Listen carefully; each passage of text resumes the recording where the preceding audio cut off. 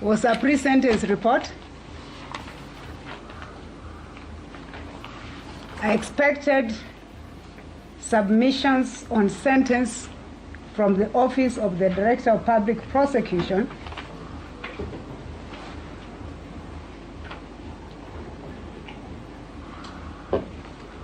I expected a write-up, if any, from the victims' families, counsel in form of submissions. And I expected a write-up from the accused person's lawyer in no other form than mitigating or mitigation submissions.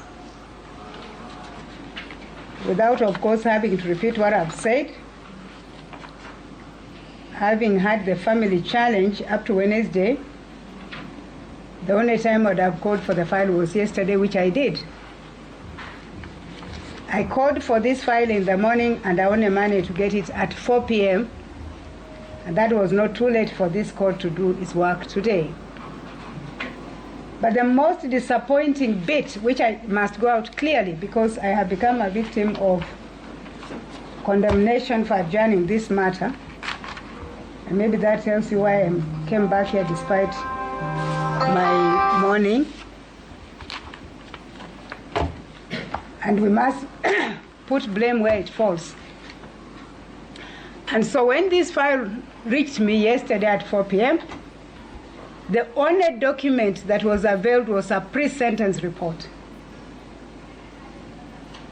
I did not have any other document for me to consider, to sit down, even if it was overnight, to prepare my judgment on sentence. I was made to understand the Office of the Director of Public Prosecution filed their submissions at 5:30 p.m. I have been made to understand that the victim's family counsel filed submissions this morning at last night at 7 p.m. The only document from the accused points is a notice of change of advocate, and there are no submissions filed as I'm sitting here at this hour. So the question I would like all of you to answer to the hearing of the public and of course the good media here is, how is the court supposed to work when we are filing documents at the hours at which we filed? But more critically, how do we then proceed today to enable the court to bring the final curtain on this matter today? So that is my observation as you stand up to address the court. Please deal with that. And in that regard, I would request the first party to go, and that is the ODPP, to speak to what I've said. Thank you. Thank you, my lady.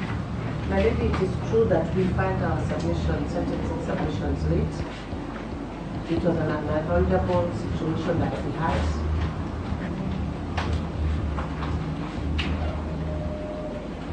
We do apologize to the court and to the various stakeholders that we have for today. We had expected to file our submissions earlier, but that was not possible.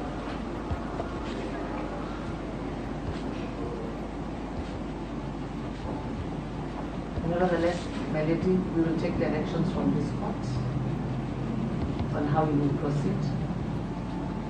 We had hoped to orally submit, but noting that we served late, the other parties might need to take more time.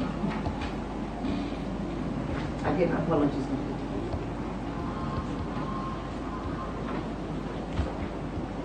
Okay.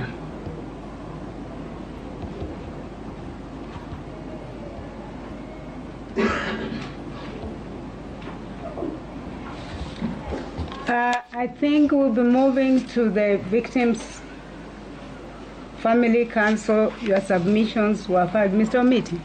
Yes, ma'am. No one introduced you this morning. I only saw the young man, Mr. Msengi. You have not appeared.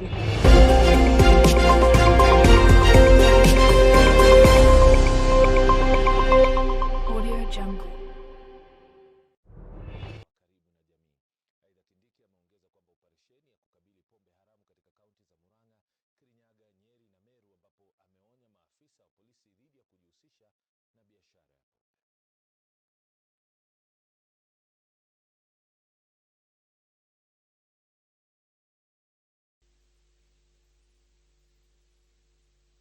I remember in the past there's a time when politicians in this region were leading the war against drugs. Now, how does a member of parliament, an MCA, how do they get involved in law enforcement?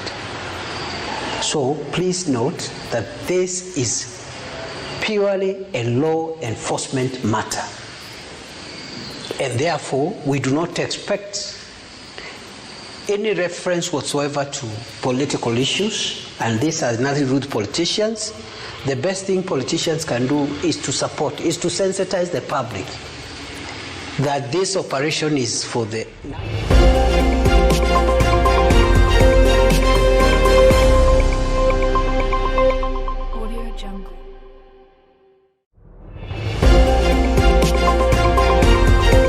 Mimi nawakilisha Lamu Mashariki kwa bunge la kitaifa. Siku ya leo International Women's Day ni siku muhimu kwetu. Ni siku ya kuhamasisha kina mama wale ambao wana talent, wana ushujaa fulani ambao wamejificha kidogo, tunapata wengine wanajiinua. So tukizungumza nao, mimi mwanzo nataka niwashukuru wale hizi NGOs ambao zimekuja, ziendelee kuja kwa sababu huku si wengi wageni kuja. Kuna wanawake mashujaa huku, zile kazi wanazozifanya wakiinuliwa kidogo au wape morali kidogo tu watafanya wonders. Lakini sema vile huku ni mbali, chochote kinachotoka Nairobi kizuri cha upande wa kina mama basi paka kufikia Lamu Mashariki huwa ni matatizo, maana kwa sababu ya challenge za usafiri, islands ni expensive. Hata donors ukiwaambia waje huku wanaona ni ghali, maana project kufanya Lamu East inakuwa gharama. Sasa anaona kitu kinaweza fanywa na 1 million sehemu zingine, huku ikifanywa na 2 million. Sasa anakataa kuja, anasema haingia akilini. Na ni ukweli bei huwa ni hiyo kwa sababu ya changamoto za usafiri za huku kuna sehemu hata hii airtime ile bei imeandikwa pale inabidi iuzwe zaidi, si ile imeandikwa kwa sababu ya challenges za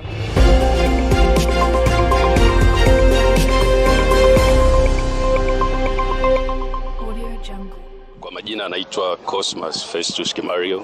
Kongamano kama hili ni la muhimu sana kwetu sisi kwa sababu linatusaidia kufungua fursa mbalimbali, linatupa exposure katika opportunities zilizoko maeneo haya, na kiukweli toka tumefika kuanzia Kinshasa mpaka hapa Lubumbashi tunashuhudia sisi wenyewe kwamba kuna fursa nyingi za kibiashara ambazo bado tunaweza tukasema kwa wenzetu huku hazijawa capitalized effectively. Kwa hiyo kwetu sisi ni mojawapo ya maeneo ambayo tunatakiwa kuja na kuwekeza nguvu zetu ili tuweze kuhakikisha kwa kabisa toka tumefika hapa tumejionea sisi wenyewe ni tofauti kabisa na namna ambavyo tumekuwa tukisikia ama tukiambiwa. Kwa kweli kwa hali ilivyo ni tulivu, ni shwari, ni kama tu ilivyo kwa Nairobi, kwa Dar es Salaam. Na toka tumefika Kinshasa, toka tumefika hapa Lubumbashi, kwa muda wote ambapo tumekuwa hatujaona chochote kile tunachoweza tukasema ni machafuko, ni vita au ni nini. Hali yote ni ya amani kabisa na watu wote ni watu wema na wenye upendo sana. Nimetoka mji wa Nairobi na biashara hapa iko mzuri sana kwa sababu tumeweza kuangalia tukaona ambayo nchi hii iko na usalama, tukapata kuwa kuna opportunities nyingi sana. Hapa tuweza kuja ulete biashara zako hapa na ukathrive.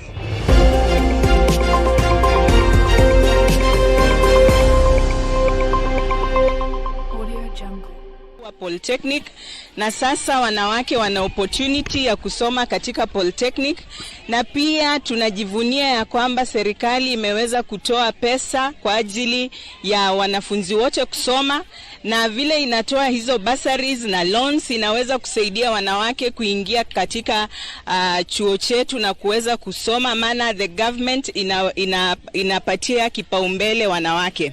Na pia katika chuo chetu tunajivunia ya kwamba tuna nafasi sawa katika masomo ya STEM.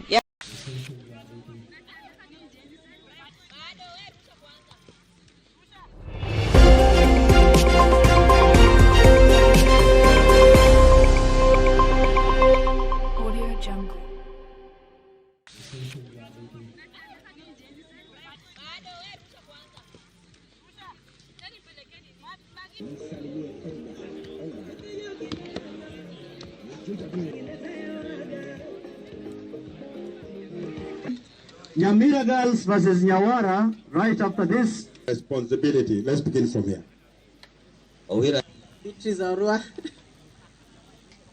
Girls, Nyamira versus Nyawara. We are more than ready and prepared to hold these activities, and it is all systems go. The activities will begin in earnest with the first matches taking off this afternoon. And so the umpires are ready, they have been seminized, they have been taken through due process. And so all we expect is that they execute their mandate to the best of their abilities so that by the end of the day, they make judgments that will enable us come up with teams that will effectively compete in the next level, that is at the regional level. I want to ask the Ministry of Education, whether it is Ministry of Education in Siaya or whether it is Ministry of Education in Kenya, based in Nairobi, I want to urge them to fund these activities with immediate effect. Let them release the funding for these activities with immediate effect. We cannot have activities without funding. We have sports here, there is not a single cent. We know the funding might not be adequate, but that little funding must be released for these activities to take off successfully. Otherwise, I want to assure you that there is a possibility these activities may not happen into tomorrow onward.